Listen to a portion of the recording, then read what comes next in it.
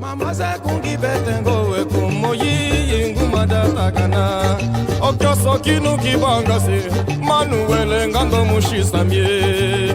Manuele. Hey, hey, hey, hey, hey, hey.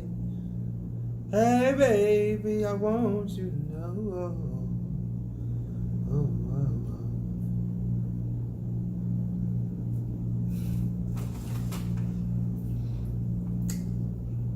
Hello, and welcome to the 38th episode of the Two Left Feet podcast. Today, I was joined by the wonderful Miss Irina Kiteculo, who currently lives in Moscow. She is, she practices, teaches, and dances Semba, Kizomba, AfroHouse, and Kuduro. She is a wonderful dancer who gives us an insight into the dance scene in Russia, something I know nothing about. This is a really cool episode because we talk about her time traveling around Europe, her time in America, which thoroughly influenced her life. Her time in New York, which saying she calls, one of the best times in her life, man. We talk about a lot of stuff about her life, her journey in dance and everything, man. I thoroughly enjoyed this episode. If you're interested in like Kuduro or dance hall, this is a pretty cool episode to check out, man. She's a great person. She's hosting an event coming up in Russia very soon, man. She's done this. This is the 7th time she's done this, so what I'm saying, she's quite impressive. To be hosting her own dance congress. How impressive is that? Seriously. Yeah, very cool episode, man. If you find value in this, man, I'm gonna ask that you please leave a like and subscribe.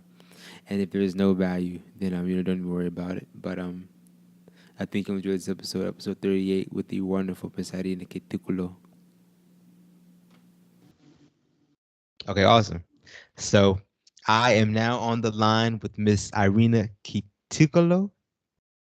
Kiteculo. Kiteculo. All right, I'm sorry, I said that wrong. It's okay. And so you are a Semba, Kizomba, AfroHouse, and a Kuduro dancer. Is that correct? Yes, and many other styles of Afro dance. Just Okay. Afro, let's say. Okay. How are you doing today? I'm good. Okay. Thank you. And I forgot, where do you live now? In Moscow, Russia. Okay. So that's my place for now. I'm gonna be honest with you. I have never been to Moscow or Russia, to be honest. So please tell me, what is it like? Well, I've been here all my life, just different cities, because I'm not from Moscow. I moved here in 2012. And before that, I used to live in my home city, hometown. It's a really small town, by the way. It's like village, as my husband say, because it's reminding him his own, ghetto town in Angola. So yeah, it's never been. I never traveled a lot before my 20s because that's when I really started to travel abroad, and found out that I really like it on the other side. Okay. Not in Russia, because the more I traveled, the more I got to think about it. And yes, that my inside, I feel like I really want. Well, I used to study German, also English and German. So this interest came very long time ago. And that's why I was always curious about different cultures and languages and cities, countries. So yeah, here in Russia, there are many things I don't like, but also when I compare, I understand that it's not so bad here. Okay. But it's a really big country, and it's really hard even for government to manage it. But yeah, there are also always pluses and minuses, Everywhere you go, yeah. sides. Yeah. Yeah. So I couldn't find out, where were you born exactly? It's the city on the south of Russia. It's called Pyatigorsk. What? It's like five mountains, the translation, because there are many mountains there in my region. It's Okay. close to Georgia. If you like on the map, if you Okay. see, Yeah, yeah. yeah. I'm curious. And what was it like growing up there in the Five Mountains? Uh, many travelings to the open nature, because we have a lot forests and mountains areas, and it's always there is also winter, but it's not so cold there, so Oh. it's warmer. Yes, because when I moved to Moscow, it was really hard for me not to see sun for the most part of the year. So yeah, that's the most difficult part. I understand. I'm curious. Yeah. What brought you to Moscow? Oh, it's a long story. I'm all But I'm a ears. dancer since young age. So many different styles that I tried, even Russian, all these folk dances. And I started to dance urban styles like hip hop, house, dance hall there back in my city, but always wanted more and wanted to learn a lot. And that's when I started to travel to different cities close to my city. But then I came to Moscow several times and I understood that there are a lot of people who can give a lot, and always foreign people coming teaching these styles. So I really wanted to learn this, but that wasn't the point why I moved. That's just a part of it. um, I graduated there back in my city and decided to.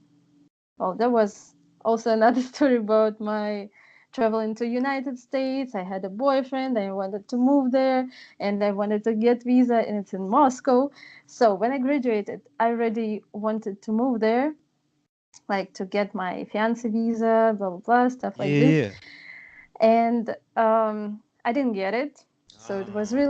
it is really hard for Russian people to get visa to Europe. Well, it's easier to Europe, but harder to United States. Oh I don't know why. wow. It's like every person is very suspicious for them, for Okay, the okay. embassy. So I didn't get it, and I decided just to stay in Moscow and work already with my language, with my profession. So yeah, that's why I stayed in Okay, Moscow. no, I definitely Not understand because I like the city. that. That's not. That's not it. Okay, now I understand that. I'm curious. You said you were dancing, hip hop and like Afro House in your hometown, Five Mountains. How big was that? How big was the dance scene there? There was no dancing at Okay, all, okay, okay, like okay. for urban dances. It's. I think it was 2007 when I finished my school, Mhm. and one lady there who were actually ballet dancer started to teach hip hop, and I was like, wow, that's something new in our city. Yeah, Wow. yeah. Because she traveled to Moscow also a lot, and maybe she took some classes here and decided to start there. And nobody knew what it is, and everybody started to go there. Well, me also with my friends. And yeah, that's how we learned about this. And then little by little, taking classes from different people, understood that what we learned before wasn't really hip hop, because Oh, it was mixture. People they don't really know how to. They don't have this knowledge, pure knowledge and yeah. roots. That's why it was mostly choreography, but to this different hip hop music, like TV. How to say video clips, Yeah, yeah, yeah. something like this. Yeah. So yeah, since that time, I mean, 2 or 3 years we were dancing there, and then when we started to go to Moscow and learn a lot, me and my friends, we decided to open a school there in my Oh, city. that's Yeah, so awesome. we we were so young and naive, you know, because we were like, oh, let's open the school because we know a lot already. We can teach Yeah, well, I kids and mean, stuff. And we did it. Yes, so easy. Uh, with the help of our parents, of course, and they supported. It's like I'm so thankful for them, for that to them. yeah. And yeah, we started to teach a couple of years, and yeah, 3 years, and then I moved to Moscow. But my friends kept everything there, even when we stopped teaching and closed the school. Our students, they still live there, and they want to open school again with this name right now, like this year. So That's it's been awesome. already 10 years, exactly 10 years ago. Wow. That's Ah, crazy. yes. How old were you when you opened that school? Um, so it was 2019, 19, I mean, sorry, 19. So, when did you open that school? Hmm? When did you open that school? Where? When? Where? How Ah, old were when? you, yeah, when you opened Yeah, that school? 19. In 2009? Yeah. Okay, I got you. I got you. Oh, and I, so it's all good. And what was it like owning a dance studio? it was fun, mostly because, well, we also had a responsibility about the payments of the Yeah, rent, of the yeah. everything. But it's, we were young. It didn't feel that much because um, we knew that we need like earn something, some renting money for this till the end of month, and we didn't really made a lot of profit. It was only about mostly about the teaching and sharing and getting people together, because we had not only classes there, we had like parties and all this stuff, so people were really like family.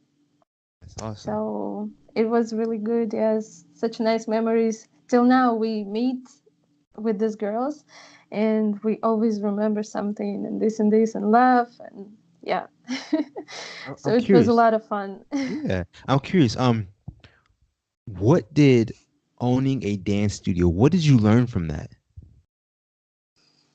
mm, a lot of experience with about working with people, teaching, working with kids, um, about team, Yeah. like support and um, all in this area, in this field connected to this.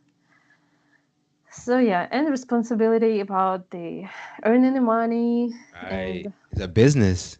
yes, yes. So now when we started to organize events here, it was kind of easier because you already know some stuff about Right. organizing, traveling, and making people come to your, for example, studio or to Yeah. teach. Yeah. That's So that's the awesome. most, um, that's a lot that I remember. Hmm. Like, I definitely understand that. I definitely understand that. I know you were yeah. talking about how you were traveling and everything. Tell Mm-hmm. me, tell me, what impact did your trip to New York have on you? Well, it was a lot of emotions because it was my first trip to abroad, and it was such a long trip on the other side of the world, practically. Yeah, exactly. And um, I've been in New York only when I came. Like the first time when I saw everything, like the skyscrapers and stuff, when I came, and then we went straight to Boston.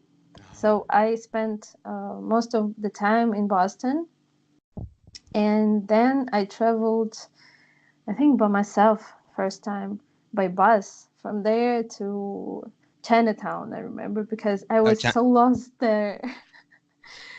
Like when I came from the bus, it was always something with internet, because I was new there, and it was an adventure, like Yeah. to find the way on the map because my internet didn't work. So ask people, Ah, stuff like this. So it was, I think, 2010 first time, okay. like in 2011. So it was long time ago. I didn't even have normal phone to use Okay. internet. So it's funny. So yeah, this trip was really life changing and opening something inside of me, because and it was also the first time when I started speaking English and thinking in English, Okay. Okay. adapting all this.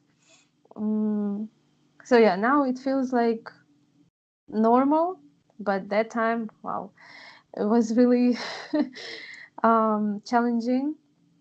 So Definitely. yeah, and the most favorite part when I firstly saw Times Square coming out from metro station, and I was like in the movie, scene. Ah, Yes, that's yeah, I will always remember. that's awesome. That's so awesome.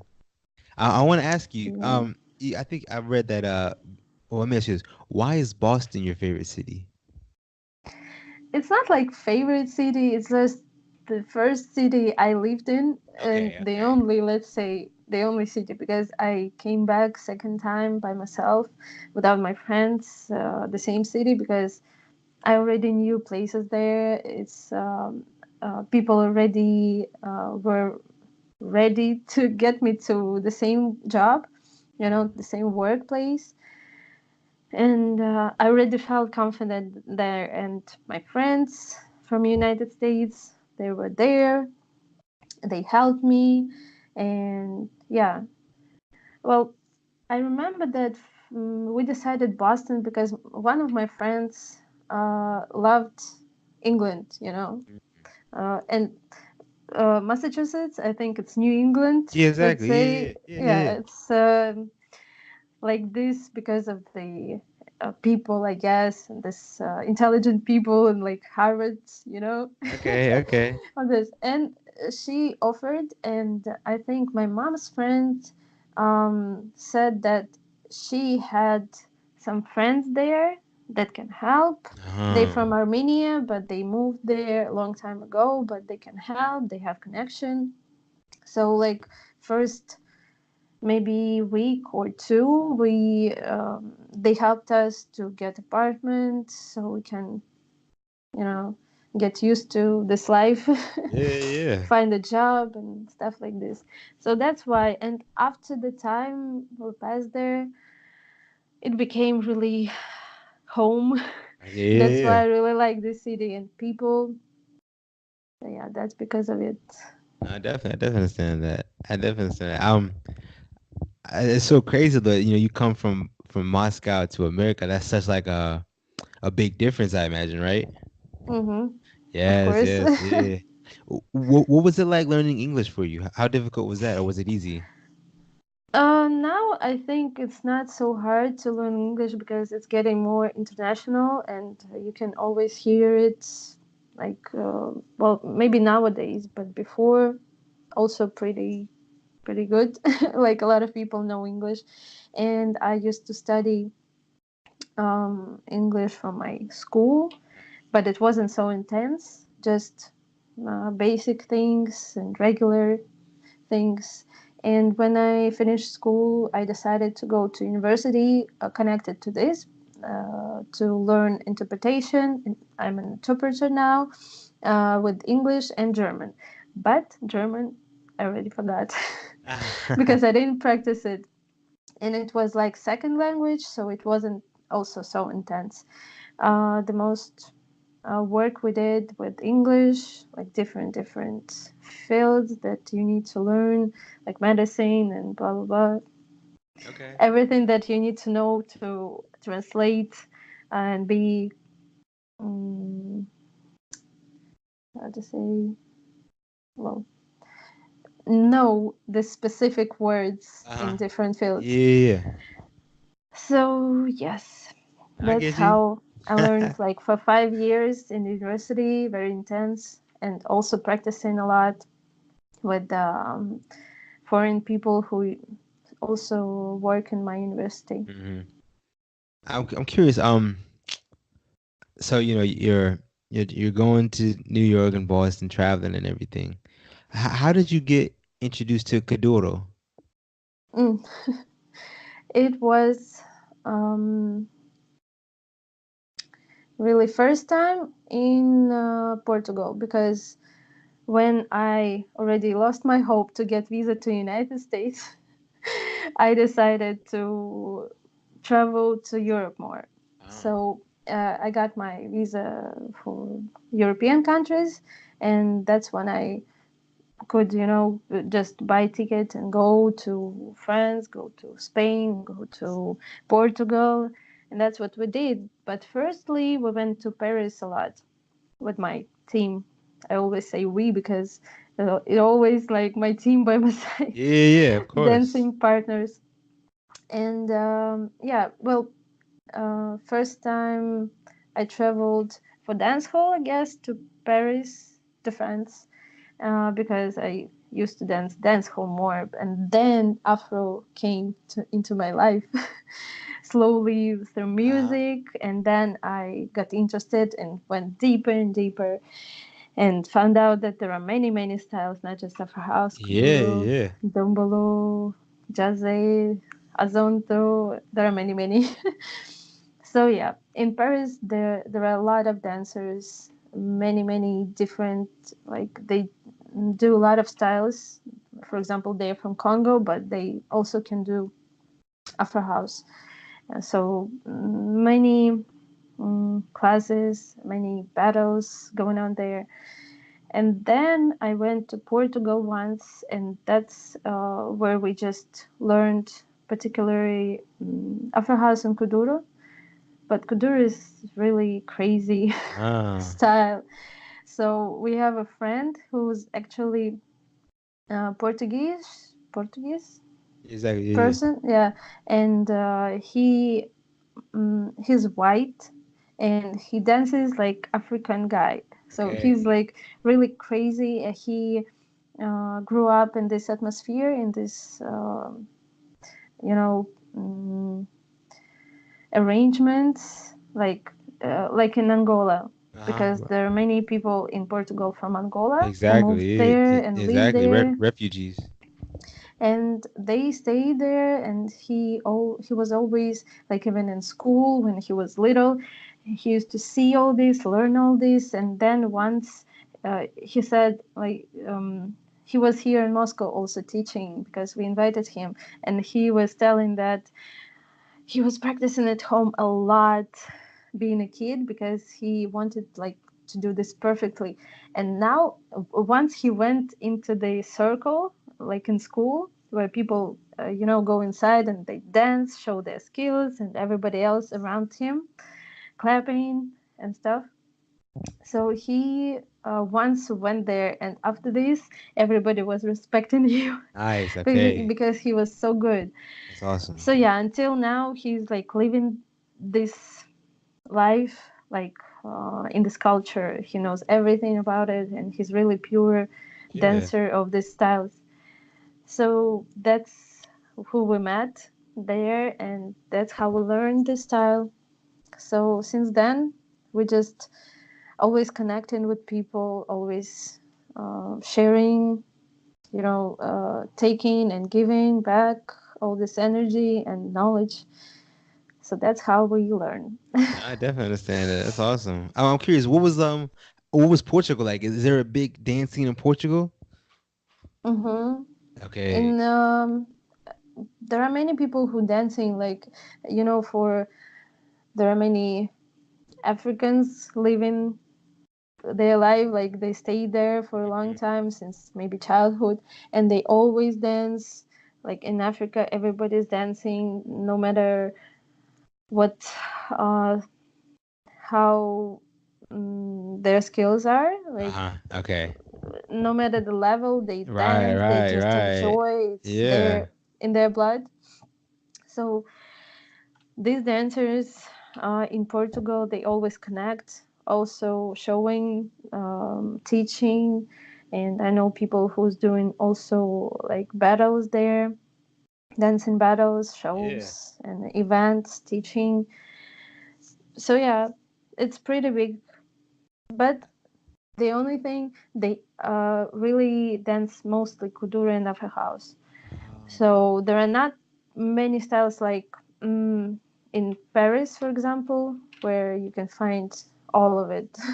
But also people from Cote d'Ivoire and Congo, for example, who moved to France, to Paris, and live there, they spread in their culture. But still, there are many other styles because people exchanging a lot. Yeah, of course. It's a But in melting pot of Portugal, people. it's yeah, in Portugal it's really smaller community and mostly AfroHouse and Kuduro.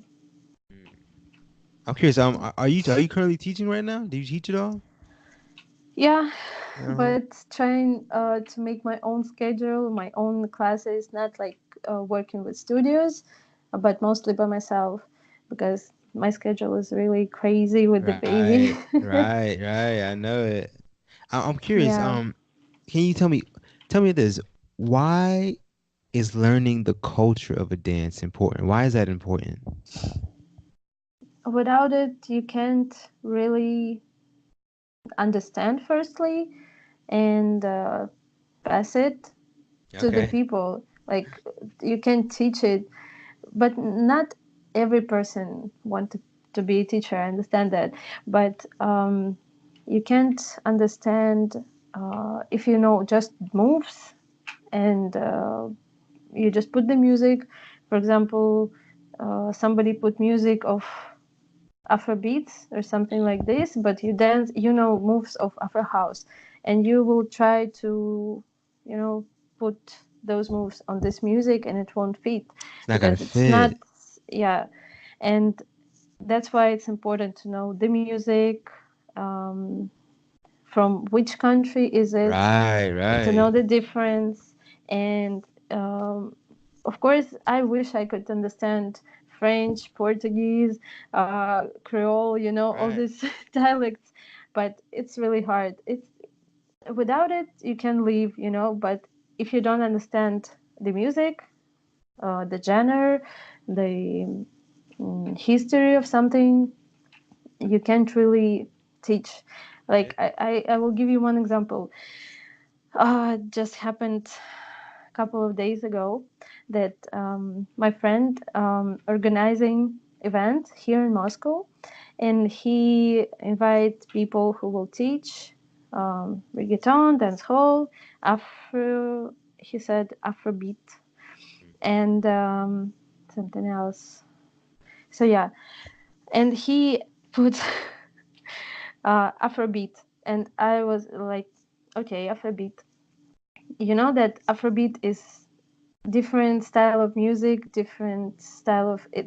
It's not even a dance because there is Afrobeat and there is Afrobeats with S on the end, Oh, okay. and it makes a difference because it's different style that some guy from Nigeria, like Fela Kuti, invented long time ago, and it doesn't even sound like mm, this Afrobeats nowadays, you know. Oh. But Afrobeat is different. Afrobeats, it's also different. So he was like, "Oh, tell me about it. Tell me about." It. I say, "Why? Why I should tell you? Because you have your teachers who will Uh-huh. teach it. Why you can't ask them?" So yeah, it's really inappropriate, I think, in terms of teaching when you put it out uh, there, Yep. like on for the people and people who don't even know they like new in dance in general. They will see it. They will think, okay, Afrobeat. Okay, I will learn Yeah. this, but it's already not right. Exactly. So everything should start, like all these small details should be noted and taken seriously. I think that's why I'm trying to, you know, always say to people, to students, explain Um, Even if I do it like hundreds of times, and some people already heard it 10,000 It's times. worth it though. Yeah. Yeah. I'm So, curious. Tell me mhm. about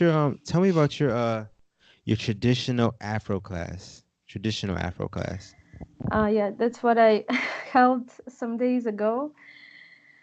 Um, so for me, I'm not a traditional dancer. Like I don't know any particular traditional African dance, but I used to learn sabar. It's a traditional dance of Senegal. Okay. So I know basics of it particularly, and I'm trying to use this term like traditional dance, traditional class that I give here in Russia. I try to use all the basic things just to make them move freely, to make their bodies to get used to this Hmm. African vibes. Yeah. Not like teaching particular style, but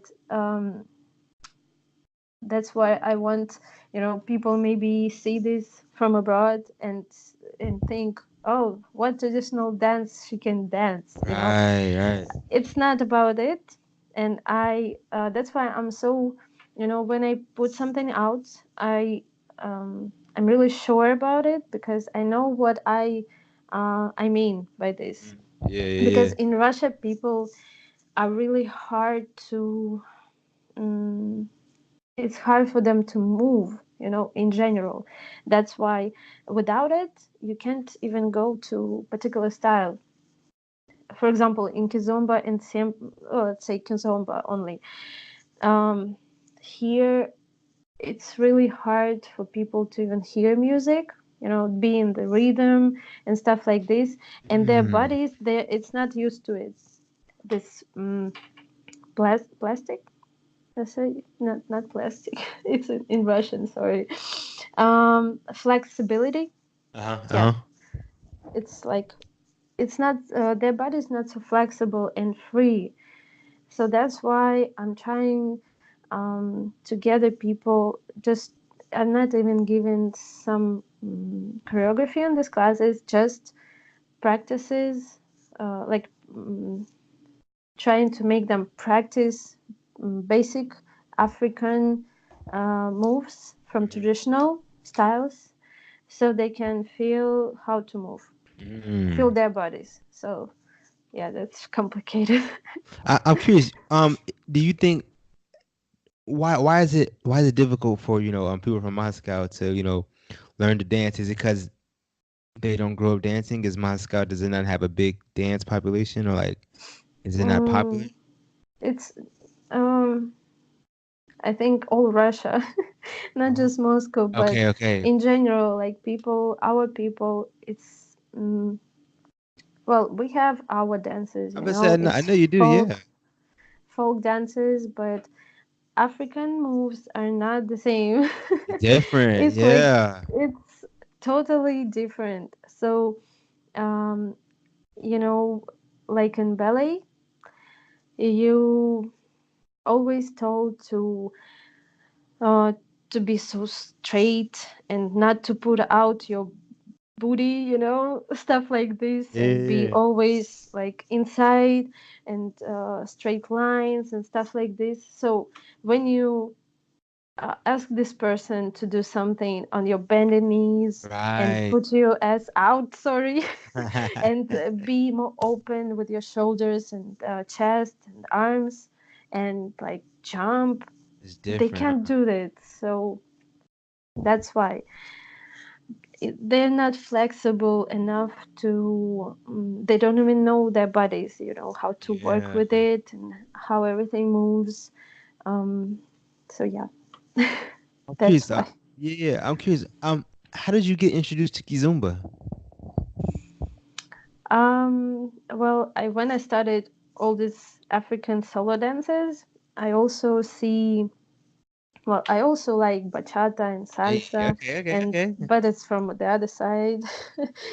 um, and Kizomba, it's part of Angolan culture. Like when you dance, here we have like festivals for Kizomba and Semba, and of course they have these um, like small classes during the parties. It's called animation, like just for fun with AfroHouse. So when Okay.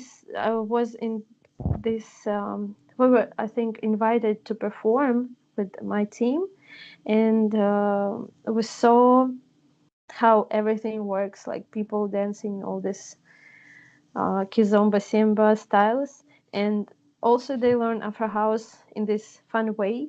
Mm. But it's really hard for them. That's why we have a lot of students from these styles. They try to take Afro and use it after in their couple dance, because Uh-huh. it Uh-huh. helps them. Yeah, It yeah. helps them with the rhythm and with the moves. So it's really helpful. Mm-hmm. So, and I wanted to learn this because I'm so hungry for all the dances. Uh-huh. I wish I had like so many hours in my and no Yeah. sleep to learn all this, because you see, I started from hip hop and I still love hip hop. I love house, but it's really hard to manage to do all Yeah. this. But when I So many hear hours in the music, day. yes, I can remember all these basic things. Ah. Yeah, and yes, I started to go to parties. Like we have these bars who every day in different places you can find all these kizomba Nice. parties That's with awesome. Semba. That's In awesome. Moscow, it's a lot going on. And yes, one of these parties, actually, my friend introduced me my husband. So that's how we met. And we danced this day, this night. And after that, but we didn't talk really after that. We were like, maybe after a couple of months, we started speaking like a lot Uh-huh. and already going out and stuff like this. Okay. So I know your husband's from Angola. Is he teaching you any Kizomba or Semba or? Yeah, yeah. He was teaching actually also in Moscow, Ah. these dances, because it's his cultural Yeah, yeah, dances, exactly. family dances. Everybody knows how to dance it, and yeah. But um, like his family was really strict about Kuduro, because Uh-huh. Kuduro was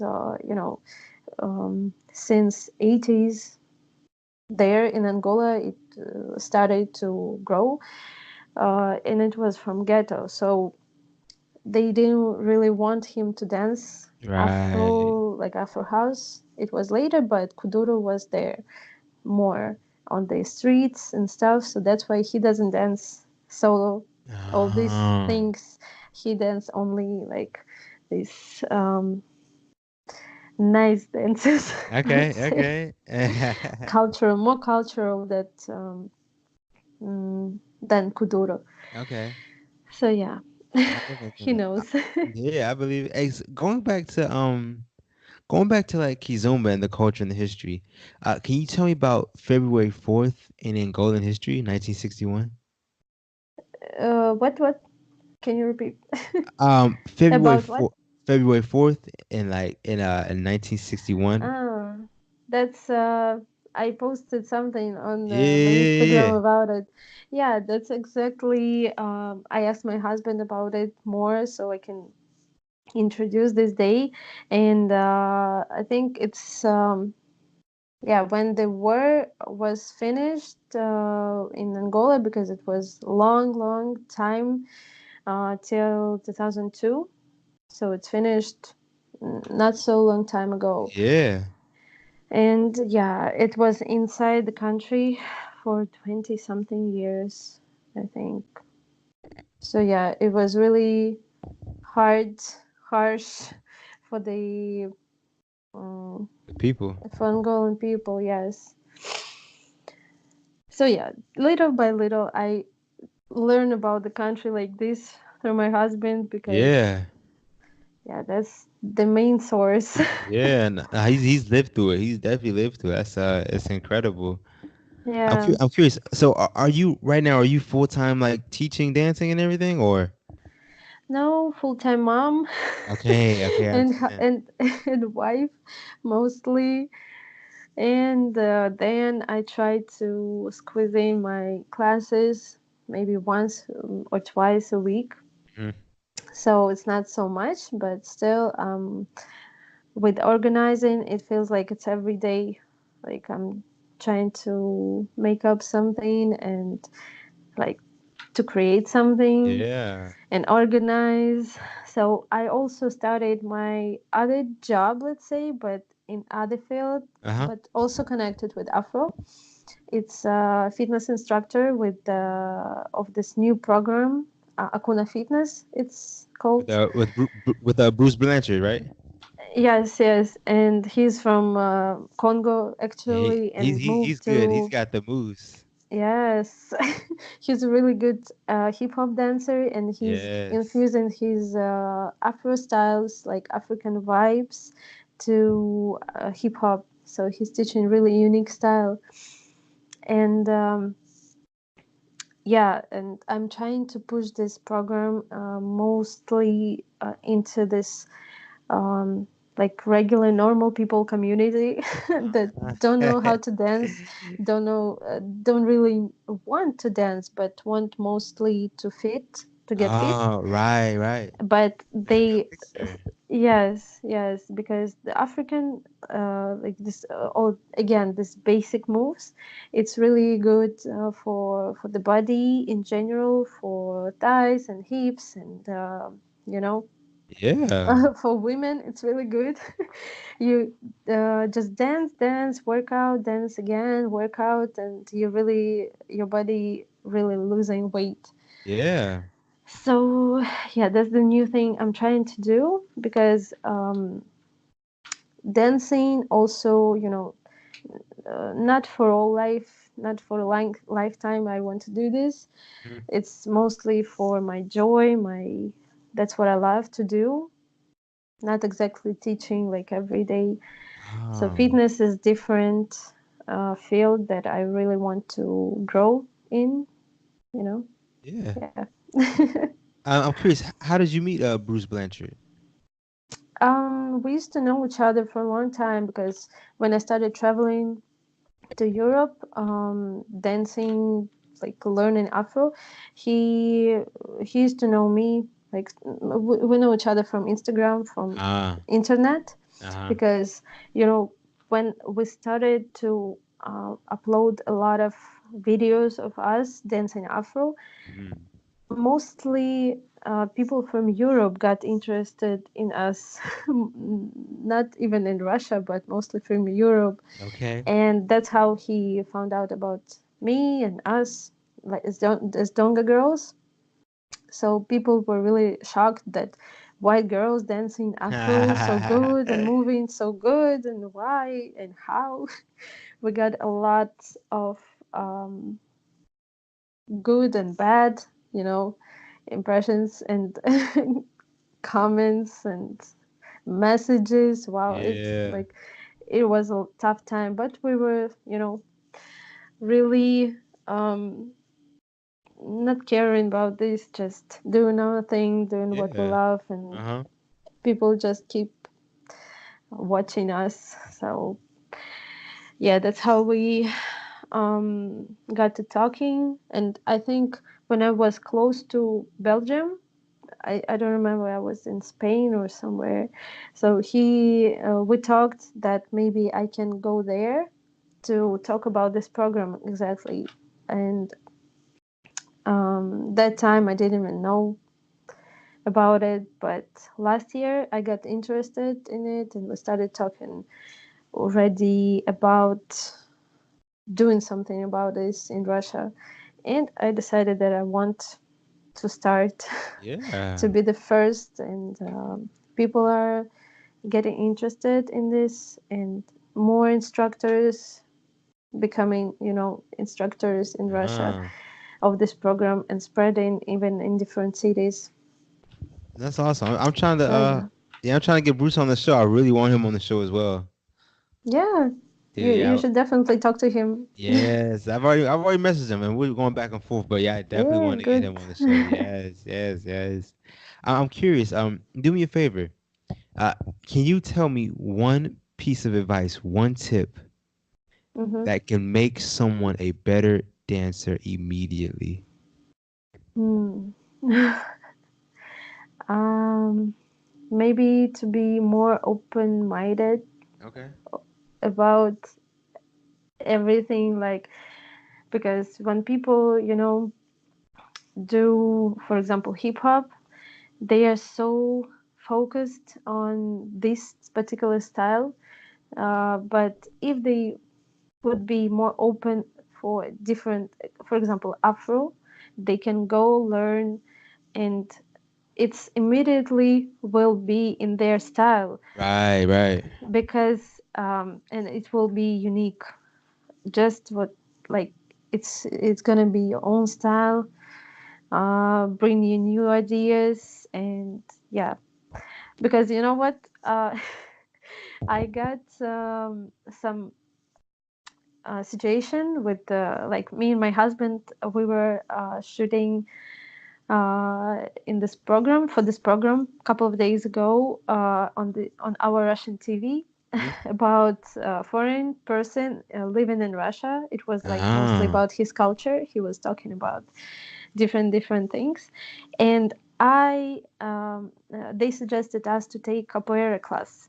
I never ever capoeira. tried Yeah, yeah, capoeira. Yes, I never ever tried it, but I really like it, like, because the energy is same with Afro. yeah. Uh-huh. But my husband used to do it a lot, and when he moved to Russia for study, he was it was like his first teacher that we met this couple of days ago, and we tried this. They were shooting our class and all this energy, and I tried all these basic things, and I already, after this, and the next day, I already started to think about some like choreography that I want to do, Yeah, uh-huh, and uh-huh. I already started to use this technique, some moves from Yeah, capoeira. yeah, you learn it and you So use it. yeah, it's naturally, like, I never planned it, but it was like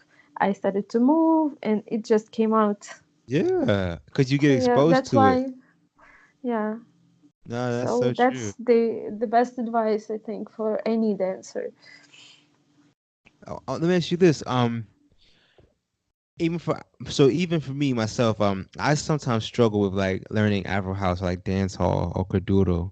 Hmm. What words of advice could you give to me or anyone else who's struggling to learn those styles? Keep doing it.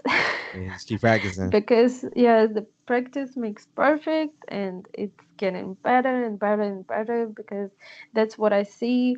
Like, people who's learning from me, from other people already for a couple of years, I see the growth. Progression. Yeah, yeah, I yeah. see people really enjoying more, and their bodies, they start moving really differently and Okay, more yeah. technically. That's awesome. So yeah, So just stick with it. never give up. So As never give simple as up. that. Simple as that. Let me ask you this. Yes. What upcoming events do you have going on in your life? Oh, the biggest one is Afro Boom. It's our festival with 6 people this time, 5 days. It's like all day classes and Nice. parties, all with African vibes, African music, African cultures, different styles also. And yeah, that's really big for us, because all these people are coming from, one is coming from Nigeria, and others Ah, from France, and yeah, from France. So they all different nationalities, like Cote yeah. d'Ivoire, Portugal also, like the guy who's dancing Kuduro, and like Nigerian and Senegalese. So it also will be a lot of um, traditional dancing. Uh-huh. Yeah, yeah, yeah. So people will feel the most, like the best of the best. That's awesome. That's such a good idea. Yeah. It's And it's unusual for Russia because only us, only me and my girls, Donga girls, only us who's doing this. Nobody else can't. They don't want to take this risks. oh. It's really a lot of risks, but it's worth it. Like people whose eyes are like shining during the class, and all the words they say, like emotions they feel, it's worth it. That's so awesome. Say the name of it Yeah. again for me. What's the name of it? Afro Boom. Afro Boom is gonna be. It's in Moscow, right? Yes, in Moscow from 1st till 5th of May. Oh man, that sounds so It's really awesome. close. And Yeah. that's your event right there. That's your own Mhm. event. That's Mhm. so awesome. That's so awesome. That's so cool you're doing that. Thank you. What's the hardest part about setting up an event like that? Everything, Yeah. everything Yeah. is so hard, but it's already seventh Afro Boom, so it's like seven You, times. so you But this is 7 years you've done it. You've done this 7 years. yeah, Oh not wow. not years, but it was two times a year. Oh, okay, okay. So one was really smaller, one is bigger, more days, Uh-huh. more people. But yeah, and besides that, we doing some smaller events. So it's like a lot of experience Hey, already you're with people busy. doing visa, because to Russia you also need Yeah. to do the visa.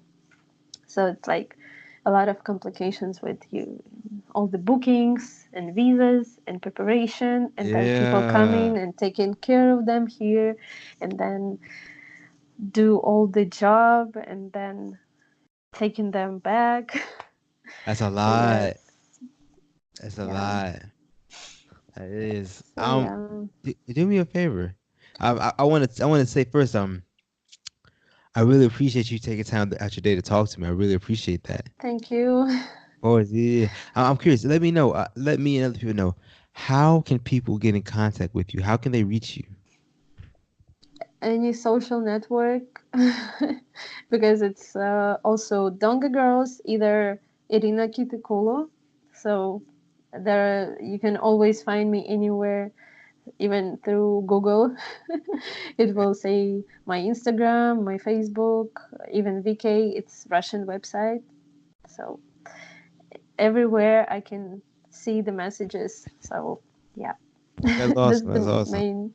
Uh-huh. Yeah. I want to like I said, I really want to just thank you for taking time out your day to talk to me. I really, really do appreciate it. It's my pleasure. Thank Yes, yes. you for And I'm hope invitation. of course I'm hoping I'll get to come to Afro Boom one day. I really would love to come. Yeah, I would love that. But And see yeah, Moscow. right? Oh my god, I would love to. I would love to. Even though it's a little cold up there right now. Yeah, during summertime you can come Hey, easily. hey, I'm with it. I'm with it. Like I said, I want to thank you so much. I really appreciate that, Irina. Thank you. All right, I'm gonna say ciao. Okay. Bye Hey, bye. bye bye. That's all it is.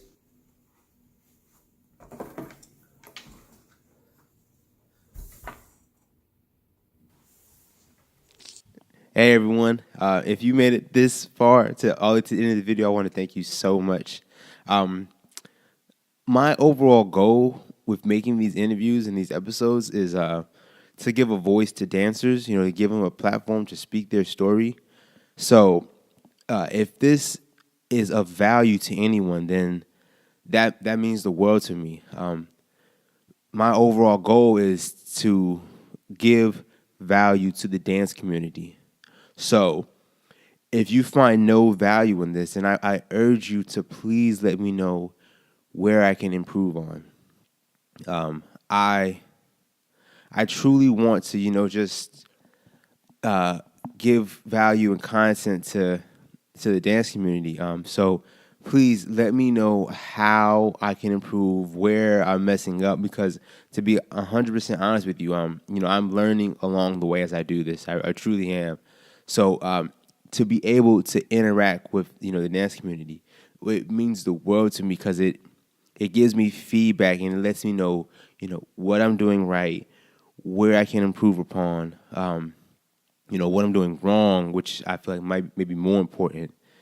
So please, if you all could comment and just let me know what you think, it means the world to me because that feedback just helps me improve. So